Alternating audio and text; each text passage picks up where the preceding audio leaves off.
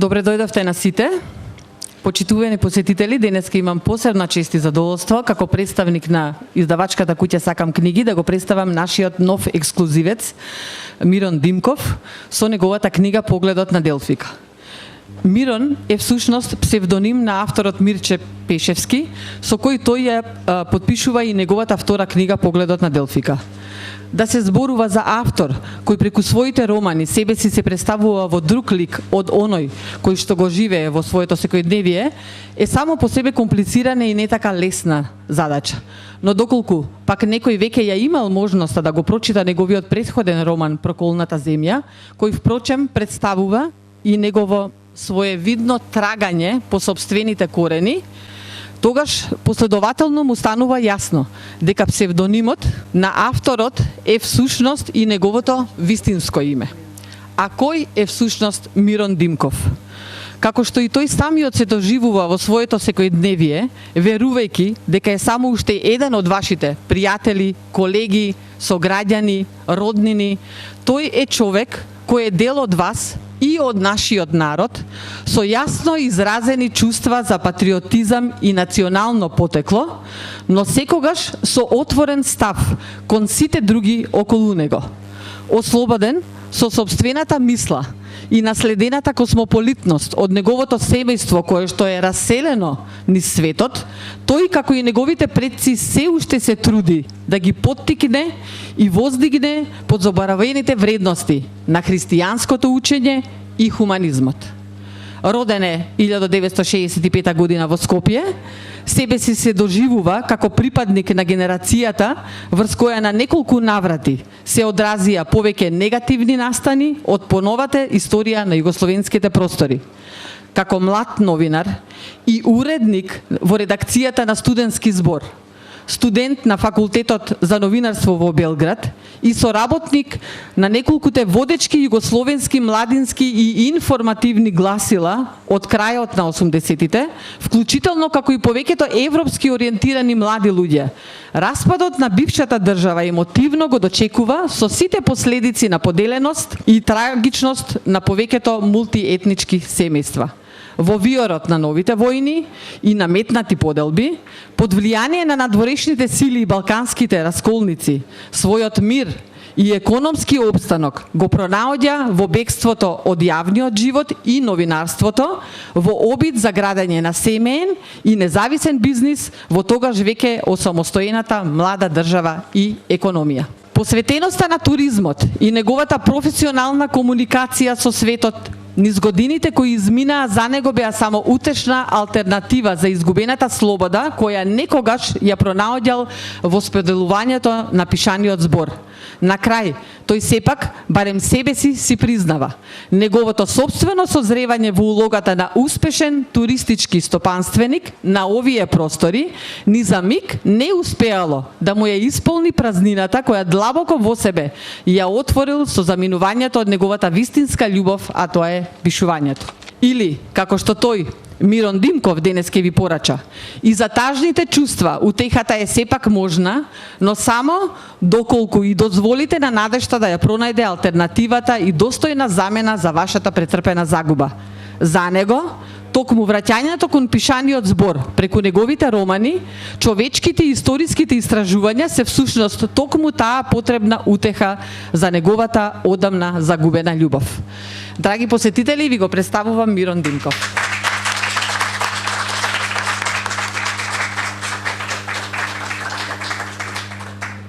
Драги гости, дами и господа, пријатели, роднини, познаници,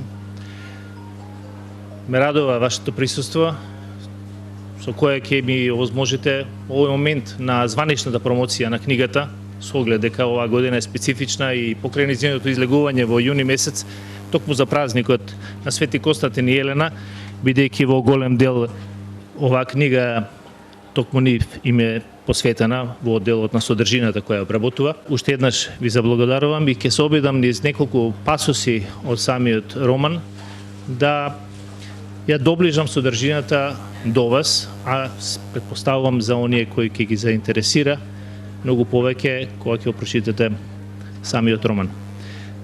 поради техничките ограничувања, како што приметивте, ќе седнам, па нема да ми замерите, затоа што така ќе биде подобра во однос на она што сакам да го прочитам.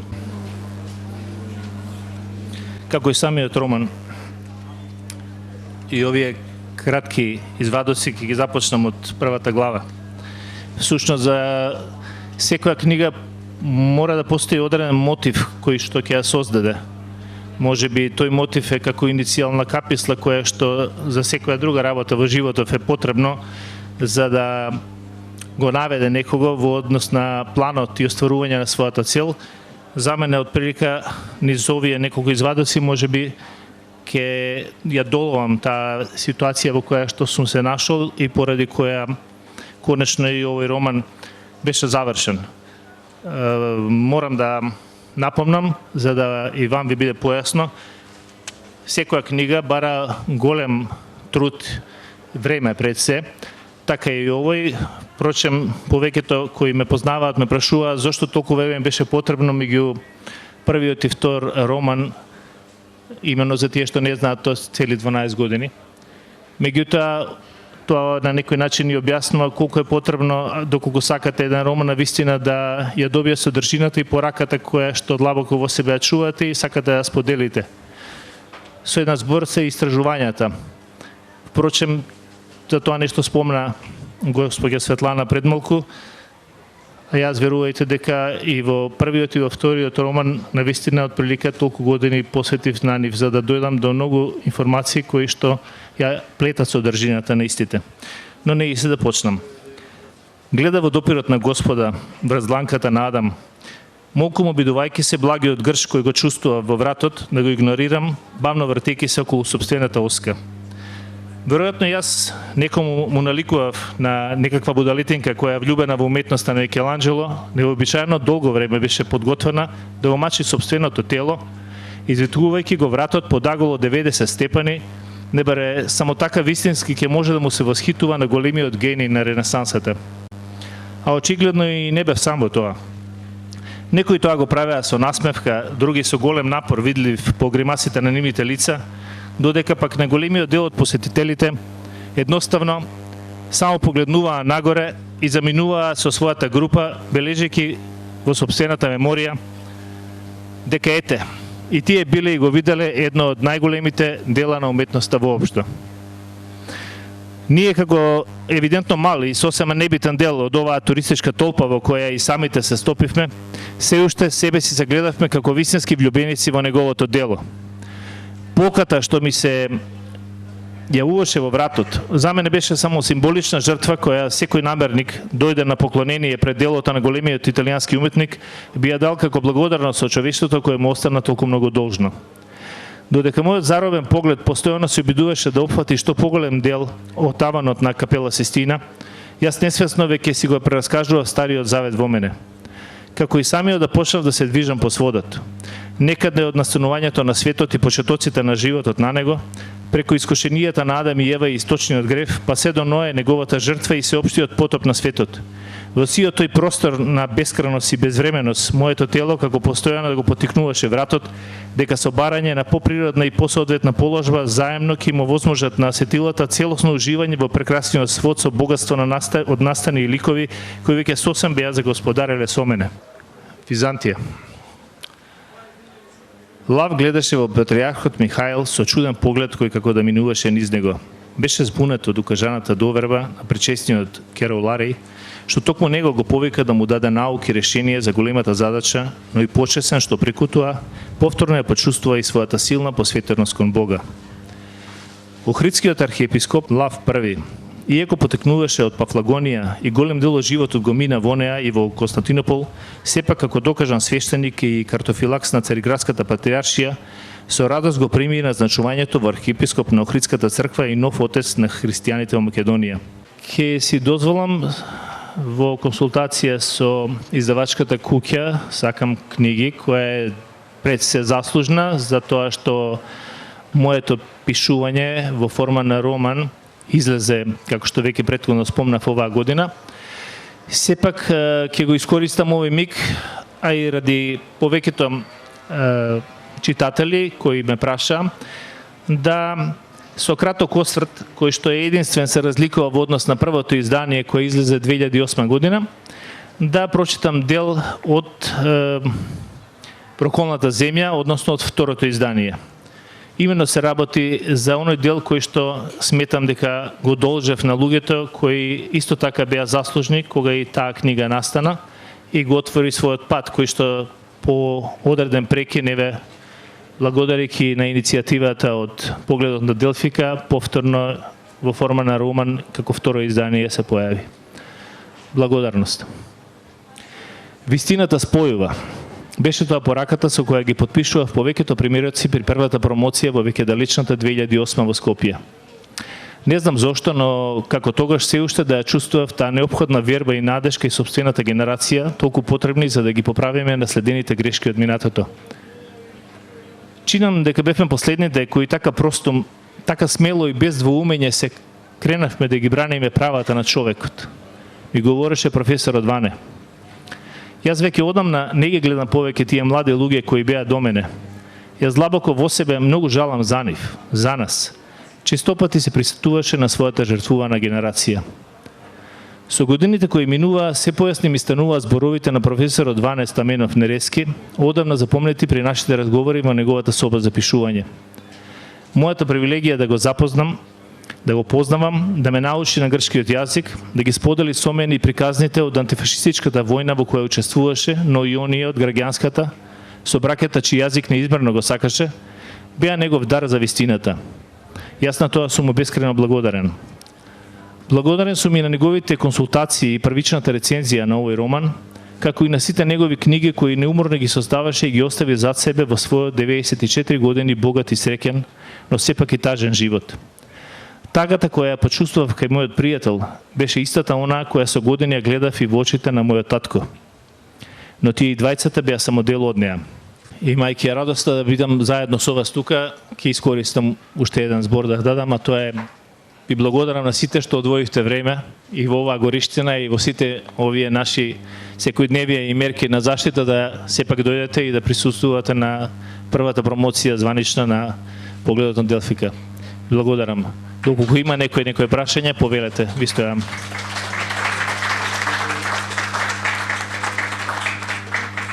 Ме интересира дали работите веќе на нова книга, што може да очекуваме следно, како издавач не сакам да вршам притисок на креативниот процес, ама ме интересира има како читател. Претпоставувам дека ја слушнавте Ивана од Сакам книги. Јас и кога прв пат им се обратив, секако да бидам искрен, се обратив до повеќе издавачки куки. Они го има чувството, веројатно, за да откријат дека сепак има нешто во книгата што читателите ќе го препознаат последователно и дека ќе најде свое место на македонскиот литературен пазар. Иако, независно од тоа, кога го кажуваме пазар, ние сепак не води целта на комерцијалното, туку на она што треба да го пренесеме со книгите. Јас и тогаш во првите мејлови напомнав дека меѓу овие две книги веќе работам на трета, затоа што и ради читателите и ради себе самиот со оглед дека годините поминуваат, не може да се дозволам уште 10 години до третата. Со единствена цел во замислената трилогија која што треба да пренесе 3 пораки, се надевам дека ќе ги препознаете, да не ги толкувам, ќе биде и таа која што како таква е замислена и се надевам можеби веќе следната година ќе биде во можност да се објави.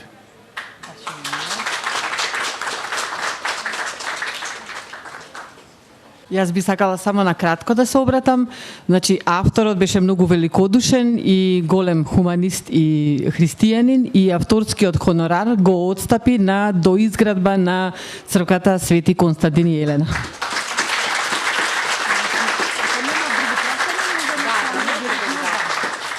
Може би само би се надоврзал, бидејќи не сакав да инициирам ништо, меѓутоа бидејќи од ваша страна беше, јас само би сакал да успееме преку оваа книга, барем преку она што можеби нејзините изданија би можеле да го овозможат, нели, освен потикнување на самата идеја, да се обидеме да го довршиме храмот на Свети Константин и на Света Елена во Скопје, кој што за жал низ својата историја токму ние како наследници на овој народ и на ова поднебје го носиме товарот на тоа што самите го имаме срушено.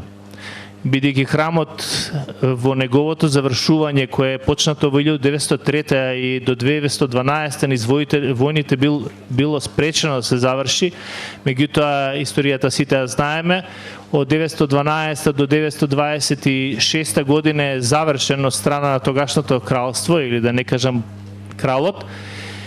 Меѓутоа поштетувањето во Скопскиот земјотрес и иако според некои размислувања на архитектите можел да се возобнови, сепак бил срушен во 70-тите години поради градењето на нашиот сакан трговски центар. Со оглед дека 2012 година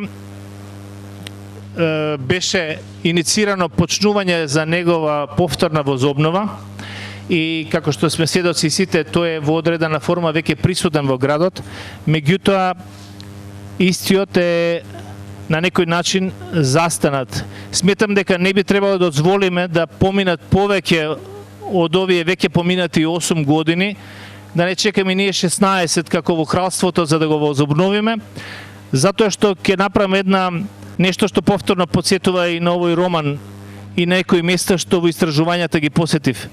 Имено на местото Дрепана или Дрепанум, родното место на Света Елена во Турција, каде што впрочем и дел од действието се одвива, ќе имате можност при читање да го дознаете. Денес се вика Херфес градот во Турција, каде што турците во исто време кога почнавме да го возобновуваме храмот, они решија да го изградат мостот на местото каде што во оваа приказна и се случи бродоломот кој што допринесе да се запознаат Констанци и Елена. На тоа место денеска за само 3 години турската држава изгради мост кој што ги поврзува двата брега на Мраморното море. Се извинувам, ова навистина организацијски е минус. Не за вас, се разбира. Сакам да кажам дека некоја скромна иницијатива од моја страна и од издавачката куќа би сакал да биде само потик кон сите нас како народ да се обидеме да го завршиме храмот, поготово затоа што она што ни го имаат оставено Свети Константин и Елена навистина е во завет на нашиот народ. Прочитате книгата, ќе ви биде појасно, не би сакал да го узурпирам целото време и сиот простор. Ви благодарам.